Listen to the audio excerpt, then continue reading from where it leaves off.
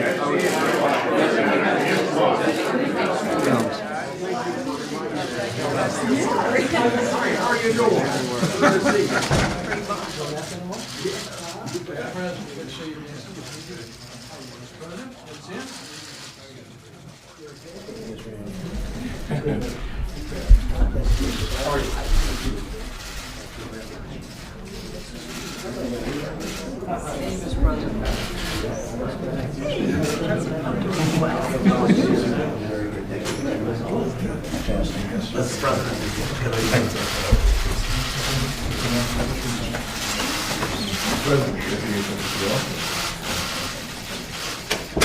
congratulations. More good work. Good work. Good work.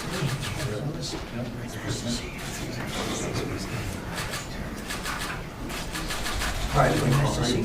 Yes.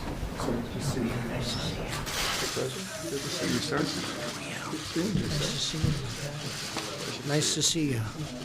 Hello, everybody. Thank you very much for being here. Appreciate it. And thank you very much, everybody. I'm grateful to be here today with members of the House and Senate who have poured their time, and they really have their heart and energy into the crucial issue of prison reform. A very respected man, Chairman Chuck Grassley, and my friend, where's Chuck? Chuck, thank you, Chuck, very much. Worked hard on this. And Bob Goodlatte. I saw Bob here. Thank you, Bob. Great job. Senators Lindsey Graham, Mike Lee, Tim Scott, Rand Paul, and Doug Collins. Fantastic people who've worked so hard, and we appreciate very much what you've done. I really do. Thank you all very much. Working together with my administration over the last 2 years, these members have reached a bipartisan agreement. Did I hear the word bipartisan? Is that, there you go.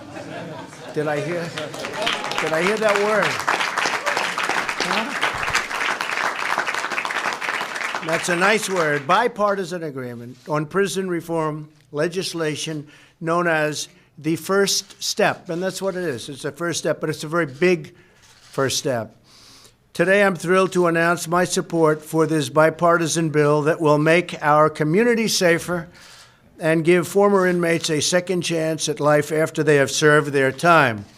So important. And I have to tell you, I was called when I announced, and when we all announced together this news conference, by some of the toughest, strongest law enforcement people, including politicians, by the way, who are so in favor of it. And I was actually surprised by some, like, as an example, Mike Lee and Rand Paul and others. No, it's got tremendous support at every level. It's really great. And we're all better off when former inmates can receive and reenter society as law-abiding, productive citizens. And thanks to our booming economy, they now have a chance at more opportunities than they've ever had before. It is true. Our economy is so strong that when people are getting out of jail, they're actually able to find jobs. And I have 3 instances of companies that hired people coming out of prison, and they are so thrilled by the performance of these people. And now they're doing it more and more and more. And a lot of people are seeing this. It's great. They wouldn't have had the opportunity, frankly, except for the fact that the economy is so strong. And our job market is the lowest and best it's been in over 50 years and seems to be getting even better. Our pledge to hire American includes those leaving prison and looking for a very fresh start, new job, new life. The legislation I'm supporting today contains many significant reforms, including the following. First, it will provide new incentives for low-risk inmates to learn the skills they need to find employment, avoid old habits, and follow the law when they're released from prison. These incentives will encourage them to participate in vocational training, educational coursework, and faith-based programs. And I want to thank Paula White very much, because I know you very much wanted that. Thank you, Paula. That reduce their chances of recidivism and, in other words, reduce their chances of going back to prison substantially. Second, this legislation will allow federal inmates to be placed closer to their home communities in order to help facilitate family visitation, so important because we know that maintaining family and community ties is key to a successful reentry into our society. Third, the bill includes reasonable sentencing reforms while keeping dangerous and violent criminals off our streets. In many respects, we're getting very much tougher on the truly bad criminals, of which unfortunately there are many, but we're treating people differently for different crimes. Some people got caught up in situations that were very bad. I give an example of Mrs. Alice Johnson, who served 21 years, and she had, I think, another 25 or so to go. So she would have been in there for close to 50 years for something that other people go in and they get slapped on the wrist, which is also wrong, by the way, which is also wrong. But I'll never forget the scene of her coming out of prison after 21 years and greeting her family, and everybody was crying. Her sons, her grandsons, everybody was crying and hugging and holding each other. It was a beautiful thing to see. It was a very tough situation. Among other changes, it rolls back some of the provisions of the Clinton crime law that disproportionately harmed the African-American community. And you all saw that, and you all know that. Everybody in this room knows that. It was very disproportionate and very unfair. Throughout this process, my administration has worked closely with law enforcement. Their backing has ensured that this legislation remains tough on crime. It's got to remain very tough on crime, and supports the tremendous work of our police and the tremendous job that law enforcement does throughout our country, our communities. They do an incredible job. We have great respect for law enforcement. We're honored that 7 of the major police organizations, including the Fraternal Order of Police and the International Association of Police Chiefs, have fully endorsed this bill. We could not have gotten here without the support and feedback of law enforcement, and its leaders are here today, 2 of them, especially Chuck Canterbury of FOP and Chief Paul Sell of IACP. Thank you very much. Thank you very much. I appreciate that very much.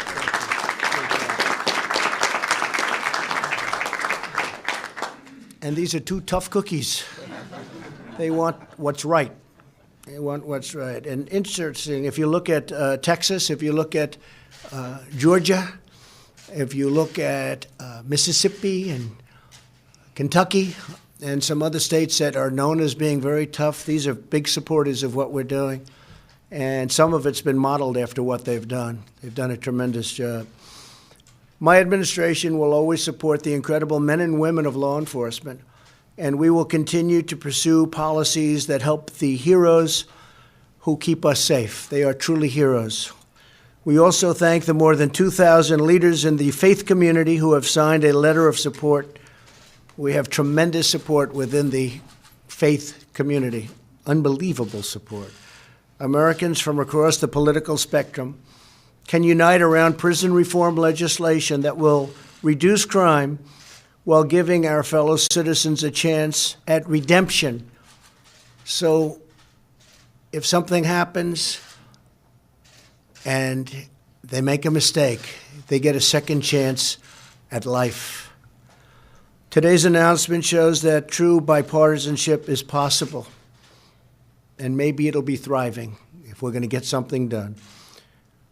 When Republicans and Democrats talk, debate, and seek common ground, we can achieve breakthroughs that move our country forward and deliver for our citizens. And that's what we're doing today, and I have great respect for the people standing alongside of me. I urge lawmakers in both House and Senate to work hard and to act quickly and send a final bill to my desk, and I look very much forward to signing it. This is a big breakthrough for a lot of people. They've been talking about this for many, many years. I want to thank Jared Kushner for working so hard on the bill. Thank you,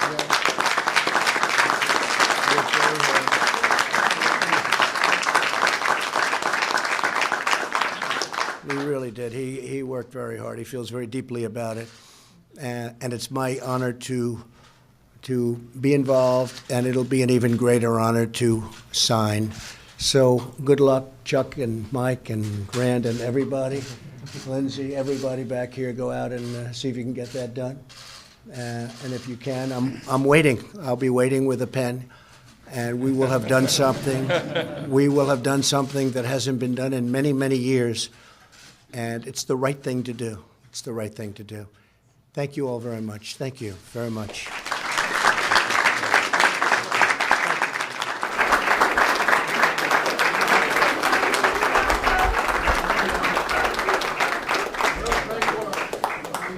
Mr. President, do you have the votes? Mr. President, are you going to fire Mira Ricardel?